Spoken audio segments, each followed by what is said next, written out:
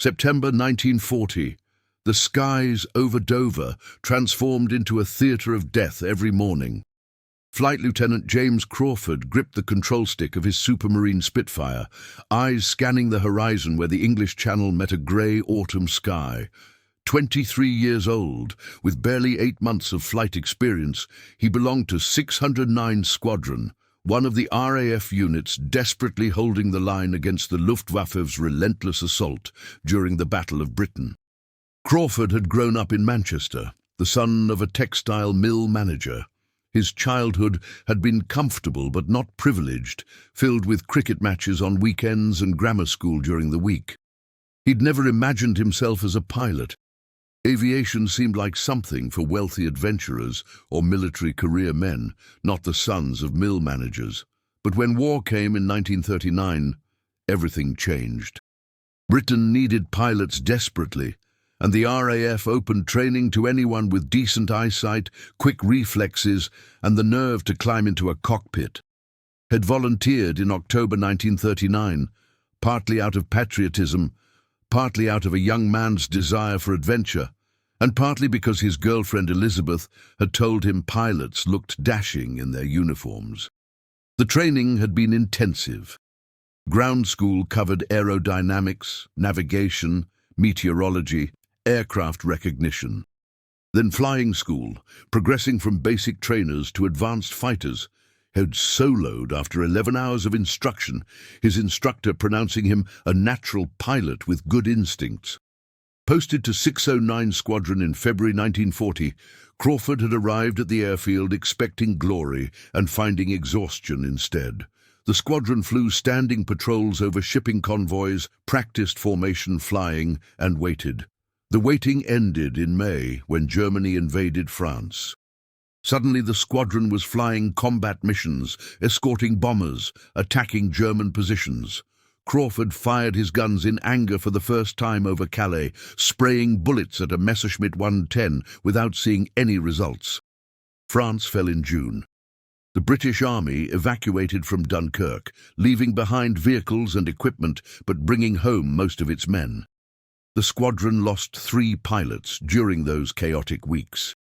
Crawford attended the memorial service for Flight Lieutenant Pearson, a veteran who'd survived 2 years of peacetime flying, only to be shot down by anti-aircraft fire over Dunkirk.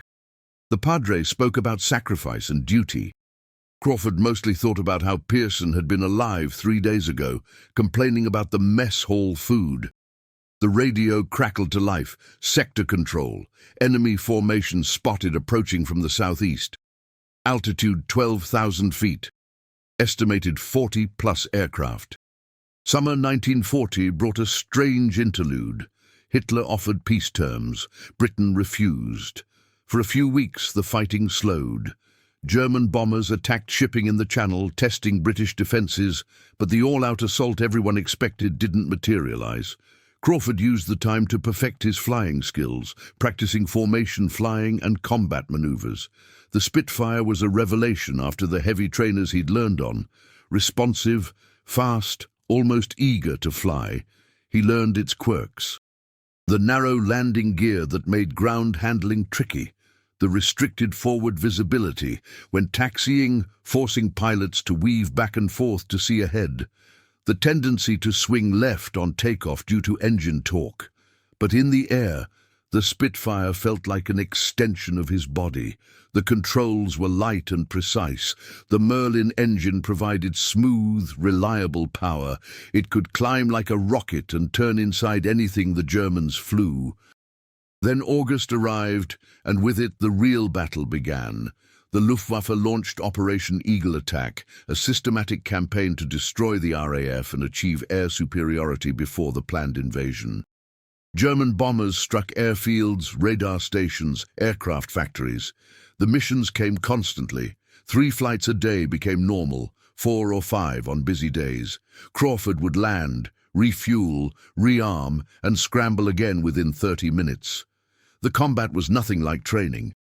Training assumed orderly engagements, textbook maneuvers, clear radio communications. Real combat was chaos. Formations broke apart within seconds of first contact. Aircraft appeared from nowhere, fired and vanished. The sky filled with smoke trails, parachutes, spinning aircraft.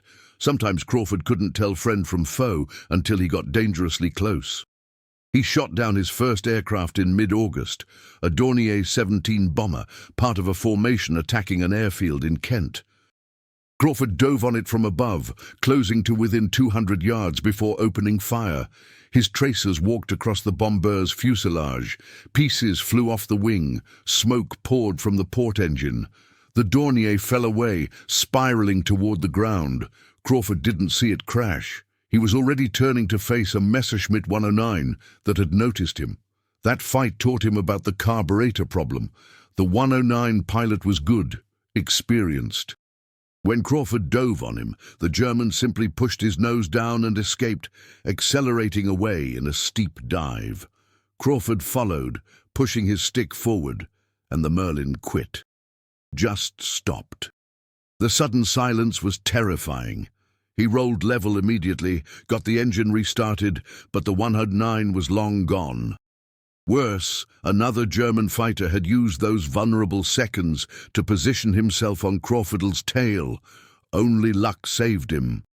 A Spitfire from another squadron appeared, driving off the 109.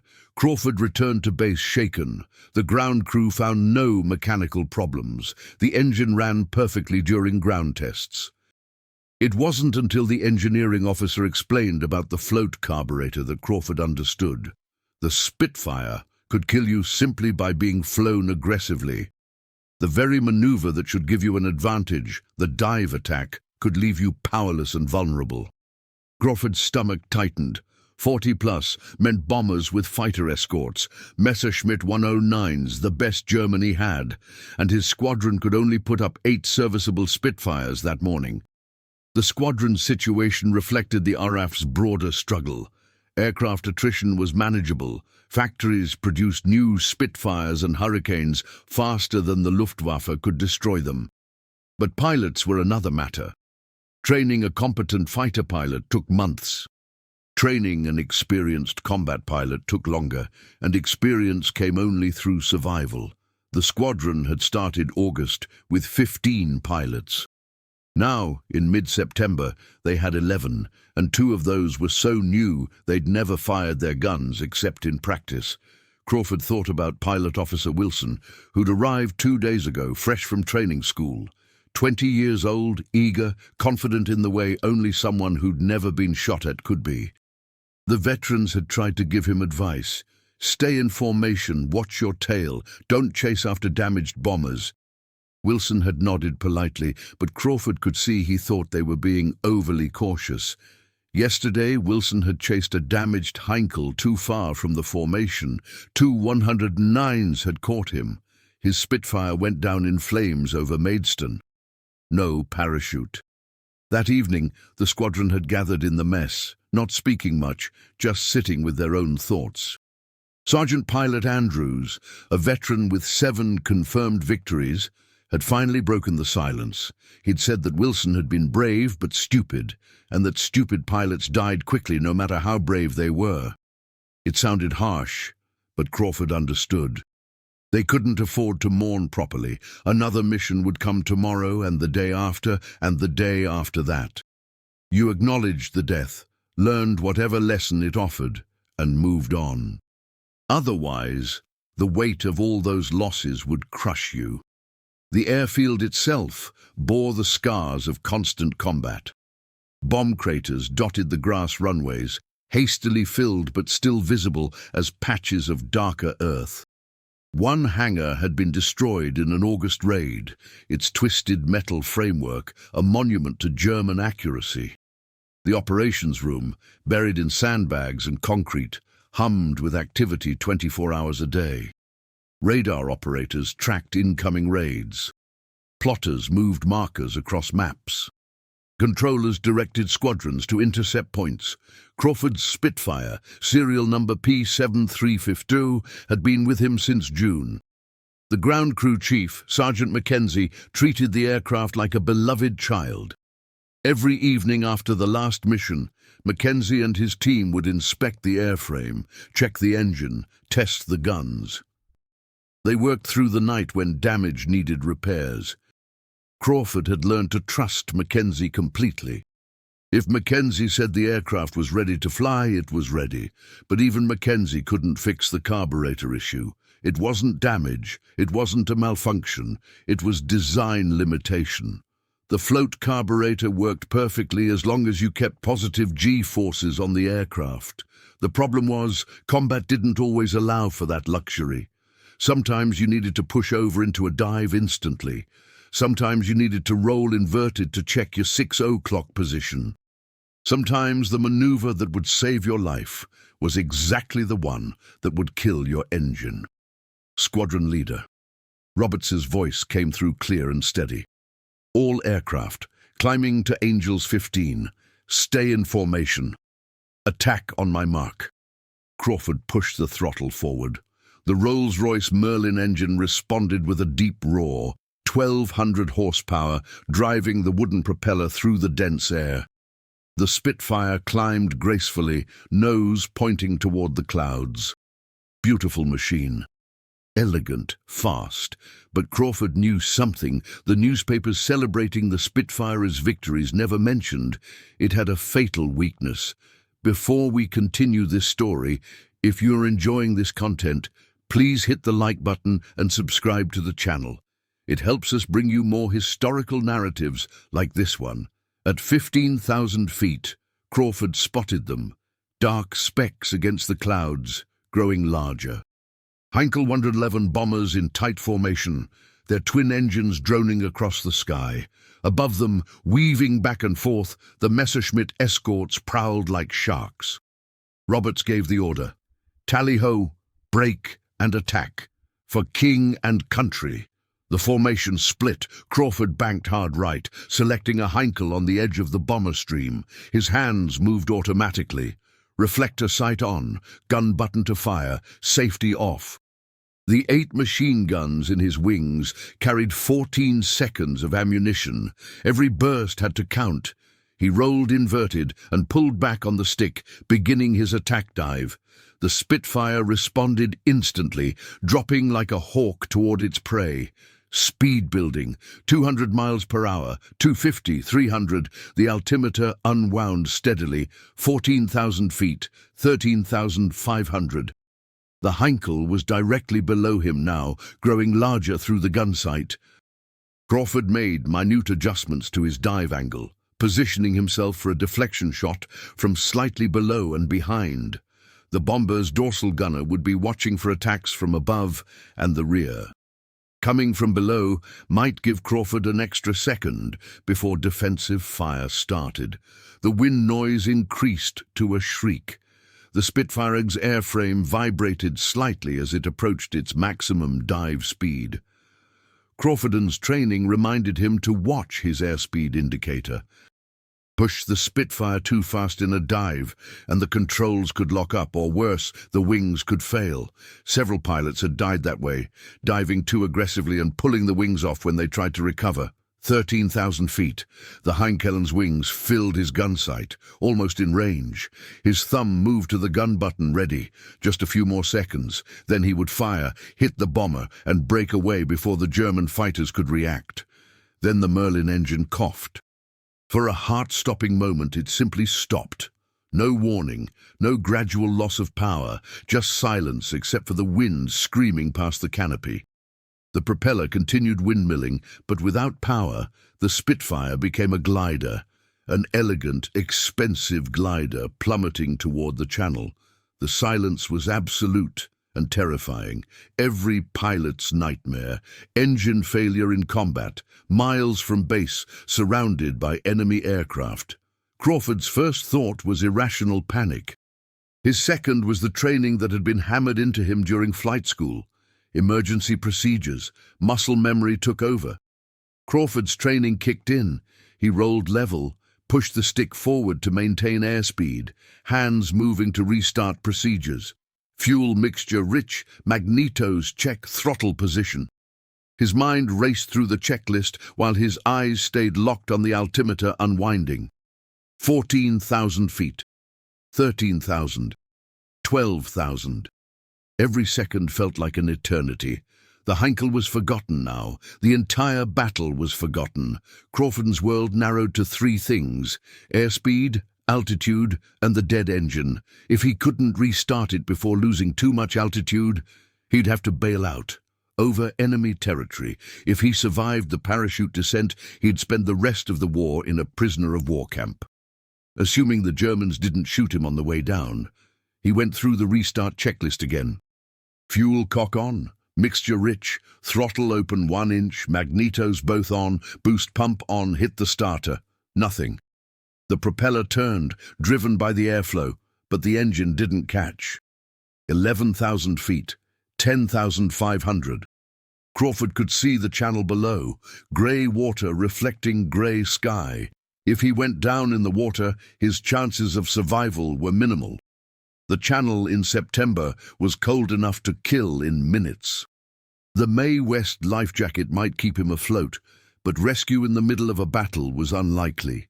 Search and rescue launches operated from Dover and Ramsgate, but they couldn't come out while German fighters controlled the airspace.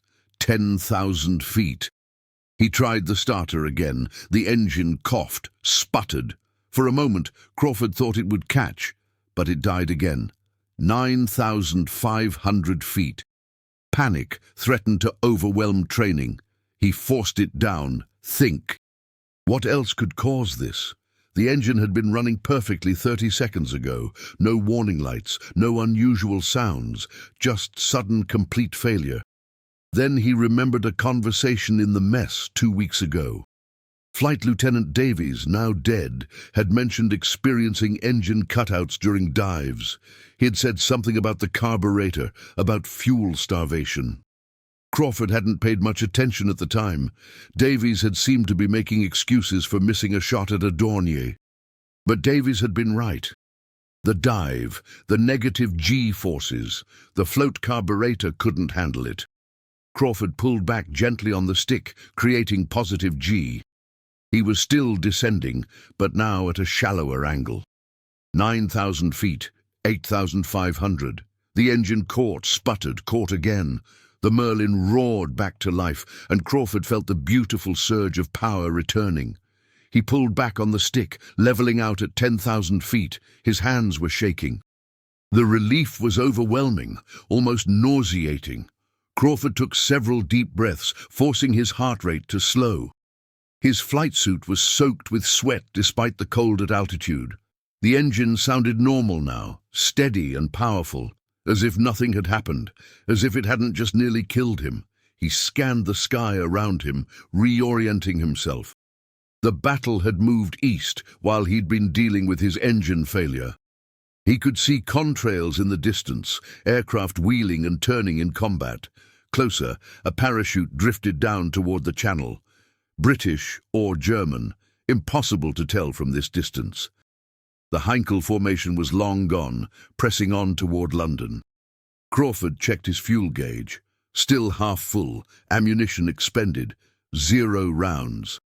Had flown a combat mission, positioned himself perfectly for an attack, and accomplished exactly nothing except nearly dying due to his own aircraft's design flaw. The frustration was almost as intense as the earlier fear. Above him, the battle continued. Tracers arced through the sky. A Spitfire from his squadron spun past, trailing smoke. Crawford couldn't tell whose aircraft it was. The bombers pressed on toward London, their formation slightly more ragged now, but still dangerous. Still deadly. He climbed back into the fight, but cautiously now. No more aggressive dives, no more inverted rolls. He'd learned his lesson. Every Spitfire pilot learned it eventually, usually during their first real combat. Some learned it and lived. Others didn't get a second chance. The issue was simple and deadly. The Spitfire's Merlin engine used a float-type carburetor. This mechanical device fed fuel to the engine using a floating valve that opened and closed based on fuel level, exactly like the tank in a toilet. When the aircraft flew straight and level, it worked perfectly. The float stayed level, the fuel flowed smoothly, and the Merlin produced consistent power. But when a pilot pushed the nose down into a steep dive or rolled inverted, gravity acted on the fuel in the float chamber. The float, designed to work in one orientation, suddenly found itself in the wrong position. It would indicate the chamber was full when it wasn't, cutting off fuel flow. Or it would indicate empty when fuel was sloshing everywhere, flooding the engine. Either way, the engine quit, right when the pilot needed power most, right when he was committed to an attack or trying to evade an enemy on his tail, right when his life depended on those 1,200 horses. The Messerschmitt 109, Germany's primary fighter, didn't have this problem. Its Daimler-Benz engine used direct fuel injection. Fuel was pumped under pressure directly into the cylinders, regardless of the aircraft's attitude. A German pilot could roll inverted, dive vertically, pull negative G-forces, do whatever aggressive maneuvers the fight demanded. His engine never missed a beat. This gave the 109 a crucial tactical advantage. When a Spitfire pilot dove to attack, he had to do it carefully, maintaining some positive G-force to keep fuel flowing. But a 109 pilot could simply push the stick forward and dive away at full power, knowing his engine would keep running. In the chaos of air combat, where split-second decisions meant life or death, this difference was enormous. Crawford learned to compensate. They all did. Instead of pushing forward into a dive, he would half-roll inverted first, then pull back on the stick. This created positive G-forces that kept fuel in the carburetor, even though the aircraft was diving. It worked, but it took precious seconds. Seconds when the enemy could change position or escape. The dogfights that September were brutal. Crawford flew 3 missions a day when aircraft were available. He shot down 1 Heinkel and probably damaged 2 Messerschmitts, though he couldn't confirm the latter. He lost 2 close friends. Davies went down over the channel after his engine quit during a dive. No one saw him get out. Thompson took cannon fire from a 109 that caught him during a half-roll maneuver. He made it back to base but died before the ambulance arrived. Between missions, the pilots gathered in the dispersal hut, a drafty wooden building at the edge of the airfield. They sat in worn armchairs, trying to read newspapers or sleep. But mostly, they stared at nothing and waited for the telephone to ring. When it rang, they would sprint to their aircraft, hearts pounding, knowing that in 30 minutes some of them might be dead. Squadron leader Roberts called them together one evening after a particularly difficult day. They'd lost 3 aircraft and 2 pilots. The replacement aircraft that arrived that afternoon came with the same float carburetors. Nothing had changed. Roberts was a veteran of the fighting in France before Dunkirk. 31 years old, which made him ancient by fighter pilot standards. His face showed the strain of command, the weight of sending young men into combat, knowing some wouldn't return. "Listen carefully," Roberts said. "I know the carburetor problem is bloody frustrating. I know it puts us at a disadvantage, but here is what we have. The Spitfire turns tighter than the 109. We can outturn them in a sustained fight. We're more maneuverable at lower speeds. And our pilots, every one of you, are better trained than most of the Germans we're facing now. They're losing their experienced men, too." He paused, looking at each pilot in turn. Crawford saw determination in those tired eyes. Not false optimism, not propaganda, just cold calculation of their strengths versus their weaknesses. "The tactics are simple," Roberts continued. "Use the half-roll dive when you have to dive. Maintain positive G whenever possible. Never chase a 109 straight down. Make them fight in turns where we have the advantage. Work in pairs, cover each other. If your engine quits, get it restarted and get out. Live to fight tomorrow." Crawford absorbed this. Solid advice from a man who'd survived when so many others hadn't. But he wondered how long they could keep this up. Every day, more bombers came. Every day, the Luftwaffe seemed to have replacement aircraft and pilots. The RAF's pilot training system was excellent, but it couldn't produce experienced combat pilots overnight. In London, Beatrice Schilling was working on the problem. An engineer at the Royal Aircraft Establishment in Farnborough, She understood exactly what was happening in the Merlin carburetors. She'd studied the reports from combat squadrons. She'd interviewed pilots who'd survived engine failures. She knew men were dying because of a mechanical limitation. Schilling was 31 years old, a rarity in her field, not just because of her age, but because engineering in 1940 remained overwhelmingly male. Schend earned her degree in mechanical engineering from the University of Manchester, overcoming significant resistance from professors who questioned whether a woman belonged in engineering school. Her thesis had focused on internal combustion engines, particularly carburation systems. The work was theoretical then. Now it had immediate life-or-death applications. The Royal Aircraft Establishment employed her in 1936, initially assigning her to work on aircraft structural analysis. Schilling had proven herself quickly, contributing to studies on wing loading and stress distribution. Her work was meticulous, her calculations precise. When war came, the establishment's focus shifted entirely to urgent combat-related problems. Schilling requested assignment to the engine section. The carburetor issue had been recognized since early in the Battle of Britain, but fixing it wasn't simple. The SU carburetor used on the Merlin was a complex piece of engineering. It worked on the principle of constant depression. A float chamber maintained fuel at a steady level. As air flowed through the carburetor throat, it created a pressure drop that drew fuel from the float chamber through a jet. The amount of fuel drawn was proportional to the airflow, giving smooth power delivery. The problem occurred during negative G maneuvers. When the aircraft pushed over into a dive or flew inverted, the float in the float chamber experienced negative G.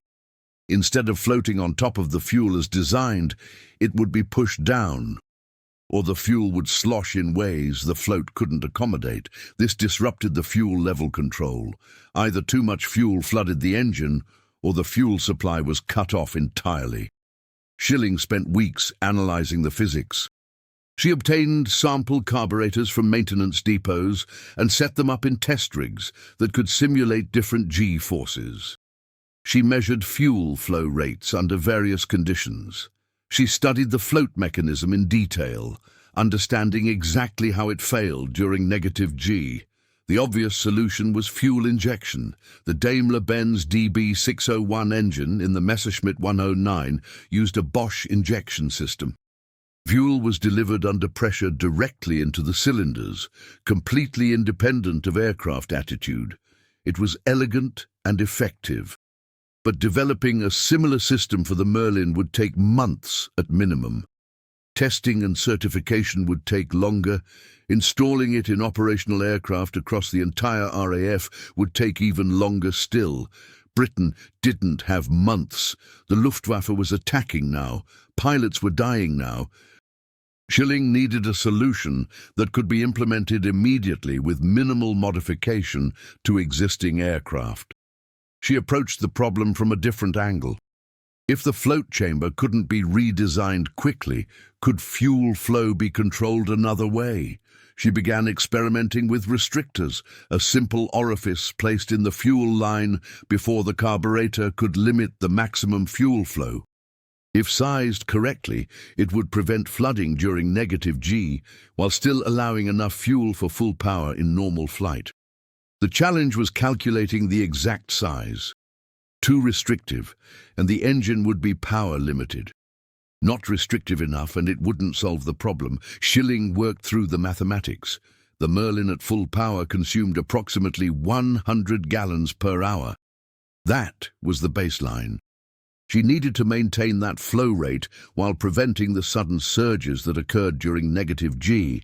She calculated pressure drops across different orifice sizes, modeled fuel flow dynamics, consulted with carburetor specialists. The first prototype restrictor was machined from brass. A simple washer, really, with a carefully calculated hole drilled through its center. Schilling installed it in a test carburetor and ran the engine through various power settings. The results were promising but not perfect. The restriction was too great. The engine lost power at high throttle settings. She recalculated, adjusting the orifice diameter upward by 0.5 millimeter. A second prototype was machined and tested. Better. The engine developed full power, and preliminary tests suggested it would resist flooding during negative G. But would it work in actual flight conditions? That required testing in an actual aircraft, preferably by an actual combat pilot. The establishment arranged for a test Spitfire. A pilot from Farnborough's test section would fly it through aggressive maneuvers while engineers monitored the results. Schilling insisted on being present for every test flight, reviewing the data immediately after landing. The pilot reported significant improvement. The engine no longer cut out completely during dives, though it did hesitate briefly. Schilling refined the design further. She adjusted the restrictor placement, tested different orifice shapes, optimized the fuel pressure. Each iteration brought incremental improvements. By October, she had a design she believed would work reliably in combat conditions. The restrictor was cheap to manufacture, easy to install, and required no modification to the carburetor itself. It could be retrofitted to operational aircraft during routine maintenance. The ideal solution would be fuel injection, like the German engines used. But developing and installing an entirely new fuel system would take months, possibly a year. Britain didn't have that kind of time. The Battle of Britain was happening now. The invasion could come any day. The approval process moved with unusual speed. Normally, modifying operational aircraft required extensive bureaucratic review. Test reports had to be written, reviewed by committees, approved by senior officials. But these weren't normal times. Air Chief Marshal Dowding, head of Fighter Command, had personally visited Farnborough to review progress on the carburetor problem. When shown Schilling's solution, he immediately authorized field trials. Manufacturing the restrictors became the next challenge. Thousands would be needed, one for every Spitfire and Hurricane in service. Schilling provided detailed specifications to several machine shops. The parts had to be manufactured to tight tolerances. A few thousandths of an inch variation in the orifice diameter could affect performance significantly. Quality control was essential. Each restrictor had to be measured and verified before installation. Schilling established inspection procedures and trained mechanics on proper installation techniques. The modification was simple, but it had to be done correctly. An improperly installed restrictor could cause more problems than it solved. Schilling devised a simpler fix. She designed a small brass restrictor, essentially a washer with a precisely calculated hole in the center. This restrictor would fit in the fuel line just before the carburetor. It would limit fuel flow to a rate the carburetor could handle even under negative G forces. The engine would still momentarily lose power in a dive, but it wouldn't cut out completely. She tested prototypes. The calculations were delicate. Too small a hole, and the engine would be permanently starved of fuel, losing power at high throttle settings. Too large, and it wouldn't solve the problem at all. She ran the numbers again and again, measuring fuel flow rates, carburetor volumes, pressure drops. By late October, she had a working design. The first batch of restrictors went to frontline squadrons for field testing. Mechanics installed them during routine maintenance. Pilots reported back. The results were promising. Engine cutouts reduced dramatically, not eliminated entirely, but reduced enough to make diving attacks more reliable. Crawford's squadron received the modification in early November. The Battle of Britain was winding down by then. The Luftwaffe had shifted to night bombing, conceding they couldn't achieve air superiority. But the fighting continued. Crawford tested his modified Spitfire on a training flight, pushing it through aggressive dives and maneuvers. Sergeant Mackenzie had installed the restrictor the previous evening. He'd shown Crawford the brass component, smaller than a coin, explaining how it worked. Simple physics, Mackenzie had said. Limits fuel flow just enough to prevent flooding. Should keep your engine running in dives, sir. Should, Crawford had noted. Not will. Mackenzie had shrugged. Best we have until they develop proper fuel injection. The test flight began cautiously. Crawford climbed to 15,000 feet over the channel, well away from any combat areas. The weather was overcast. Clouds at 8,000 feet, visibility moderate. Perfect conditions for testing without risk of encountering enemy aircraft. First test, a gentle dive. Crawford pushed the nose down gradually, maintaining positive G. The engine ran smoothly. No surprise there. The carburetor had always worked fine in gentle maneuvers. He leveled out at 12,000 feet, climbed back to 15,000. Second test, a steeper dive, close to combat conditions. Crawford rolled inverted and pulled through, entering a 45-degree dive. Speed built rapidly. The engine note changed slightly. A momentary hesitation, but it kept running. No complete cutout. He continued the dive to 8,000 feet before recovering. The engine had stumbled but not stopped. Third test, the maneuver that had nearly killed him in September. Roll inverted, push the stick forward aggressively, entering a near-vertical dive. Negative G-forces slammed him against his straps. The engine coughed, power dropped noticeably, but it didn't quit. Crawford held the dive for 5 seconds, watching the altimeter spin down, then rolled level and pulled back gently. The difference was noticeable. The engine still hesitated slightly in negative G, a brief stumble, but it didn't quit entirely. He could dive more aggressively, attack more confidently. It felt like someone had removed invisible chains from his aircraft. Crawford spent another 30 minutes testing various maneuvers, sharp rolls, sudden dives, recovery climbs. Each time the engine behaved better than before the modification. Not perfect. The restrictor was a compromise, not a complete solution, but it was workable. A pilot could now execute combat maneuvers without constant fear of engine failure. Landing back at base, Crawford found Mackenzie waiting by the dispersal. "Well, sir, how did she handle?" Crawford described the tests. Mackenzie listened, nodding. "Sounds like Miss Schilling's gadget works then." Crawford asked about the name. Mackenzie grinned. "That's what the lads are calling it, sir. Miss Schillinger's orifice. Not very respectful, perhaps, but meant as a compliment. She solved a problem that was killing pilots. Worth remembering her name." The modification spread through Fighter Command over the following weeks. Every squadron maintenance section received batches of restrictors along with installation instructions. Mechanics worked through the night, fitting them to as many aircraft as possible. Priority went to frontline squadrons still facing regular combat. Training units would receive the modification later. Crawford flew his first combat mission with the modified carburetor in mid-November. A sweep over France, escorting light bombers attacking shipping in Cherbourg Harbor. German fighters intercepted them over the French coast. The ensuing dogfight tested the modification under actual combat conditions. A Messerschmitt 109 positioned itself above Crawford's section. The German pilot dove on them, firing. Crawford broke hard left, then rolled inverted and pulled through into a dive. The Merlin hesitated for perhaps half a second, then caught again. That brief hesitation would have been a complete engine failure before.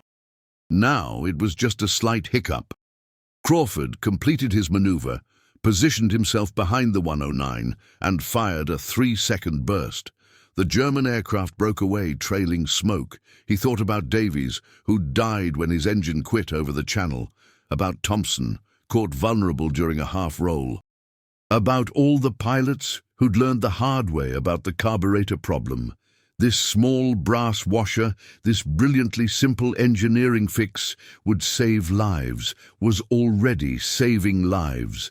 The modification became known unofficially as Miss Schilling's orifice, the pilots' crude humor a kind of tribute to the woman who'd solved their problem. By early 1941, every Spitfire in service had been retrofitted. Eventually, Rolls-Royce would develop proper negative G carburetors, then fuel injection systems. But in those crucial months of late 1940 and early 1941, that simple restrictor made the difference. Crawford survived the war. He flew Spitfires in North Africa in 1942, then over France in 1944. He accumulated 11 confirmed victories and 15 probables. He saw the Spitfire evolve through multiple versions, each more powerful and capable than the last. But he never forgot those early days over Dover and London, when he flew a beautiful aircraft with a potentially fatal flaw. The experience changed how he thought about technology and warfare. In peacetime, before 1939, he'd imagined that military equipment was always the best available, carefully designed and thoroughly tested. Combat taught him otherwise. Real war meant using whatever equipment was available, working around its limitations, and hoping engineers could fix problems before too many people died. The Spitfire itself underwent continuous improvement throughout the war. Later Marks used Merlin engines with proper negative G carburetors that eliminated the problem entirely. Eventually, the most advanced versions switched to Griffon engines with fuel injection systems. These aircraft could perform any maneuver without risk of fuel starvation, but those improvements came too late for the pilots who died in 1940 when their engines quit during combat. Crawford often wondered how different the Battle of Britain might have been if the Spitfire had started with fuel injection. Would more German bombers have been shot down? Would fewer British pilots have died? The questions were unanswerable, but they haunted him. Every pilot he'd known who died from engine failure represented a failure of design, a limitation that could have been addressed in peacetime if anyone had considered it important enough. Years later, after the war, he attended a Royal Air Force reunion dinner. Squadron leader Roberts was there, now a retired group captain. They shared drinks and stories, remembering the friends who hadn't made it home. Someone asked Roberts what he thought had been the key to winning the Battle of Britain. The question prompted a long discussion among the veterans present. Everyone had theories. Some credited radar and the integrated air defense system. Others emphasized pilot training and determination. A few mentioned Churchill's leadership and national morale. All of these factors mattered, but none alone explained why Britain had survived when conventional wisdom said the Luftwaffe should have won. Roberts considered the question carefully before answering. It wasn't one thing, he said. It was radar giving us warning. It was the bravery of the pilots. It was Spitfires and Hurricanes just good enough to do the job. It was mechanics working through the night to keep aircraft flying. It was people like Beatrice Schilling solving problems while we fought. He paused, swirling whiskey in his glass. But mostly, he continued, it was adaptation. The Germans had better fuel systems. We had carburetors that failed in dives. They had that advantage for months. Could have won the battle with it if they'd pressed harder, but we learned. We compensated. We adapted our tactics. Then we fixed the problem. That's what wins wars. Not having perfect equipment. Adapting when you don't. Crawford nodded, remembering those desperate September days. The first time his engine quit in a dive had been terrifying. The second time, merely frightening. By the fifth or sixth occurrence, it had become an expected hazard, like flak or enemy fighters. Pilots learned to work around it. The half-roll dive became standard procedure. Energy management became critical. Everyone developed personal techniques for minimizing the risk. But the adaptation came at a cost. Pilots who might have survived with better equipment died, learning those techniques. Every squadron remembered someone who'd gone down due to engine failure. The carburetor problem wasn't abstract or theoretical.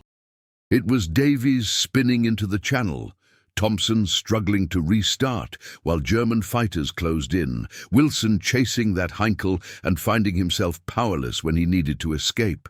The Supermarine Spitfire became a legend, and deservedly so. Beautiful, Fast, maneuverable, it was one of the great fighter aircraft of the war, but it started the Battle of Britain with a critical weakness, one that killed pilots who didn't know how to work around it.